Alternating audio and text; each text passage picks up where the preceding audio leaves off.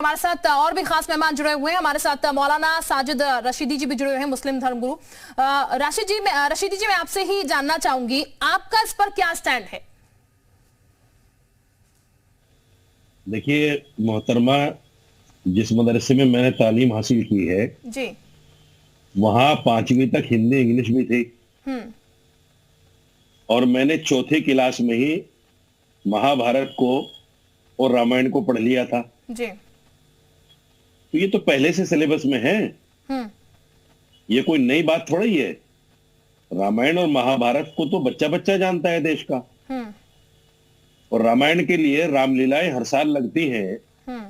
वो सब क्या है ये बताया तो जाता है कि क्या है क्या नहीं है। जी। ये सिर्फ चुनावी शगुफा है। हम्म। दूसरे, अभी जो महात्मा जी बैठे हुए थे जगत गुरु, जी। बड़ी आश्चर्यजनक एक बात उन्होंने कही।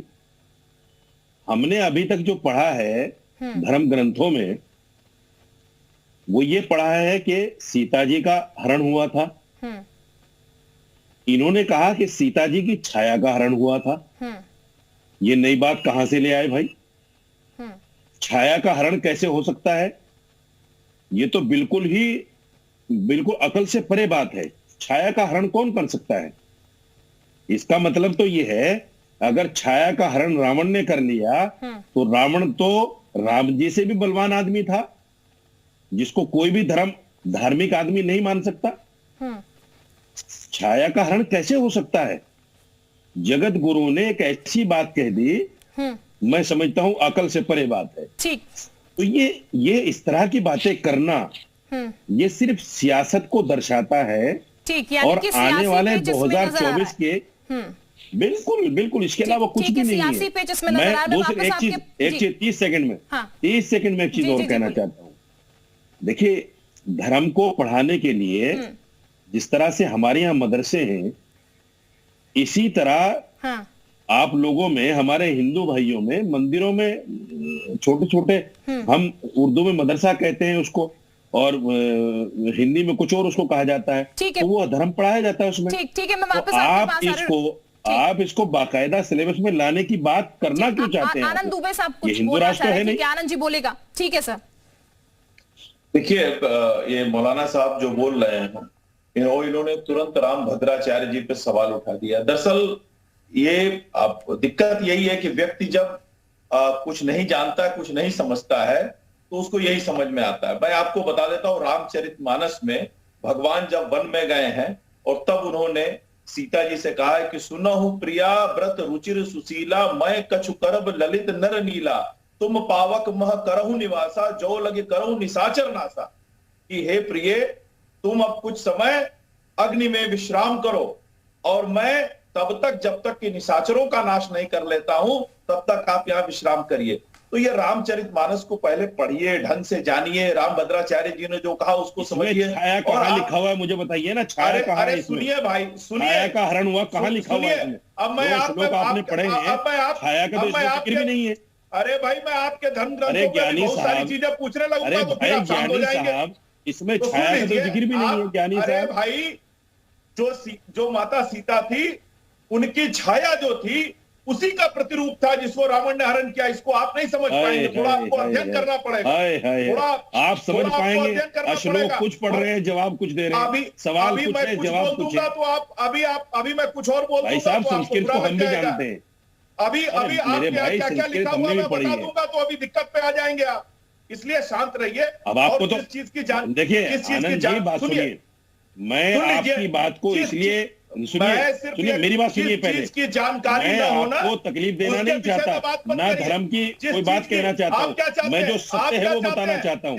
आप सत्य को झुठलाना चाहते हैं। आप क्या चाहते हैं? आप क्या चाहते हैं कि देश में औरंगजेब का इतिहास पढ़ाया जाए बच्चों को? राम का मैंने कब कहा है? अरे मैंने कब कहा है? आप सुनिए। और औरंगजेब को तो अभी तक पढ़ाया जाता है। औरंगजेब को तो पढ़ाया जाता रहा है 65-70 सालों तक, और अभी भी पढ़ाया जाएगा। अरे भाई, बात सुनिए ना। आप अपने अल्प ज्ञान को पहले दुरुस्त करिए और उसके बाद डिबेट करिए। आप कीजिए पहले। आप जो श्लोक पढ़ के सुना रहे हैं, उसमें तो छाया का कोई जिक्र ही नहीं है। बिल्कुल। अरे भाई, छाया का क्या मतलब आप समझ रहे हैं? माता आप बताइए ना क्या मतलब है छाया का? में समाहित हुई, और उसके बाद हम तो छाया का मतलब यही समझते हैं कि इंसान की जो छाया होती है वही छाया होती है, उसको कोई पकड़ भी नहीं सकता।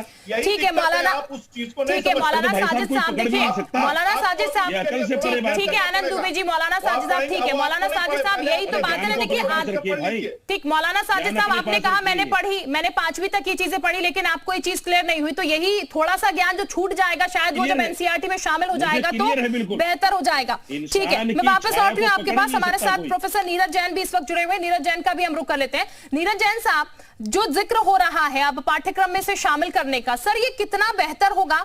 और क्योंकि ये बातें उठ भी रही हैं कि पहले से पढ़ाया जाता रहा है, सर इस पर भी थोड़ा सा प्रकाश आप डालिएगा। देखिए शिल्पा जी, बहुत साफ कहना चाहूंगा कि सबको अपने अपने धर्म में महारत हासिल है और हमेशा से आपका जो है राम का चरित्र, राम के बारे में और कृष्ण के बारे में, कृष्ण के चरित्र को हम लोग पढ़ते चले आए हैं। हाँ, और इसमें कोई ये जो दुबे जी कह रहे हैं इनकी बात से भी मैं इत्तेफाक रखता हूँ, मौलाना साहब आपकी बात से मैं इत्तेफाक नहीं रखता हूँ। आपके यहाँ जैसे कहा जाता था आदम हुआ है, तो हम मानेंगे। हमारे यहाँ ये सत्य है कि माता सीता की छाया को रख करके गए थे। यदि किसी के पास, देखिए ज्ञानी कोई इस धरा पर नहीं है, यदि कोई नई चीज अगर आ रही है तो उसका स्वागत होना चाहिए। देखिए हमारे मुंशी प्रेमचंद जी ने ईदगाह किताब लिखी, ईदगाह कहानी लिखी। ईदगाह कहानी को हम लोग क्लास 4th और 5th में पढ़ते चले आए, जहां पर जो है अमीना दादी के लिए वो बच्चा बेचारा है, देखिए वो चिमटा खरीद के लाता है, तो इमोशनल सुने, मोरलिटी आनी चाहिए। हाँ, ये जो चीजें हैं इस वक्त, देखिए एनसीईआरटी जो है किसी से गवर्न नहीं है, एक बहुत अच्छी बॉडी है, एवरीबडी एक्सेप्ट दैट। अगर वो सिलेबस में आ रहा है, समय गलत है, लेकिन जो जिस तरह से राजनीतिक कटाक्ष कर रहे हैं स्वामी प्रसाद मौर्य जी, शायद वो उनको, या तो मैं मानसिक दिवालिया कह नहीं सकता क्योंकि वो बहुत बड़े नेता हैं, लेकिन उनको एक बार मैं बताना चाहूंगा, उनको हर्पीस हो गई थी और हाफ पार्ट उनका सिर में हो गया था कुछ, तो उनको इस तरह की बात इतने बड़े कद के व्यक्ति को करनी नहीं चाहिए। गलत है। देखिए आपको अगर ऐसा लगता है, हाँ नहीं, मेरा ये कहने का मतलब है, देखिए बहुत सही बात सारे प्रवक्ता कह रहे हैं और मैं सबकी बात से सहमत हूं। छाया ही रखी गई थी माता जी की, अगर आप उसको नहीं जानते तो आप उसका ज्ञान ले लीजिए। दूसरी चीज मैं ये कहना चाहूंगा कि इसमें ऐतराज किसी चीज का है, क्यों किसी को ऐतराज है? बिल्कुल सवाल यही है हर धर्म का। स्वामी प्रसाद मौर्य जी को यदि उनको लगता है ऐतराज क्यों हो रहा है अगर इस तरीके से इसको इन्वॉल्व किया जा रहा है? मैं वापस नीरज जी आपके पास नहीं, मैं एक चीज कहना चाहूंगा शिल्पा जी, मैं ये कहना चाहता हूं, अगर स्वामी प्रसाद मौर्य जी के पास यदि उनके किसी समाज का कोई बहुत बड़ा धार्मिक नेता है तो उसको भी, उसकी सिफारिश करिए ना आप, उसको भी सिलेबस में शामिल करें। ठीक है सर, निगेटिविटी लेके नहीं आएंगे। ठीक है सर। साध्वी गीता जी भी इस वक्त हमारे साथ जुड़ चुके हैं, हिंदू धर्म गुरु, बहुत स्वागत मैम आपका भी। साध्वी जी, जब जब ऐसे सवाल उठते हैं, जब जब ऐसा कोई काम होता है तो प्रश्न क्यों उठने लगते हैं, क्यों एक क्वेश्चन मार्क आ जाता है? ऐसा है कि पहले तो हम इनका जवाब दे दें, तो ये छाया छाया कर रहे हैं, अभी तो इनको भी हम छाया में ही देख रहे हैं, इनको तो हम डायरेक्ट नहीं देख रहे हैं, लेकिन ये छाया में ही है। और ऐसे ही प्रतिमूर्ति छाया सीता जी की थी जिसका हरण हुआ था, जो छाया इनकी दिखाई दे रही है, अगर अभी हम टीवी गायब कर दें तो इनकी छाया भी गायब हो जाएगी। तो ये छाया ही है, और इस तरह से छाया छाया ना बोले, वो आदिशक्ति भगवती दुर्गा की एक मूर्ति थी सीता जी की, जिसको हम सीता जी कह रहे हैं, उनकी एक मूर्ति थी वहां स्थापित जिसका हरण हुआ था, जिसको हम छाया सीता कहते हैं, जो चलती फिरती मूर्ति थी, जो बोलती हुई मूर्ति थी। और ये इस तरह से हमारे सनातन धर्म का अपमान न करें।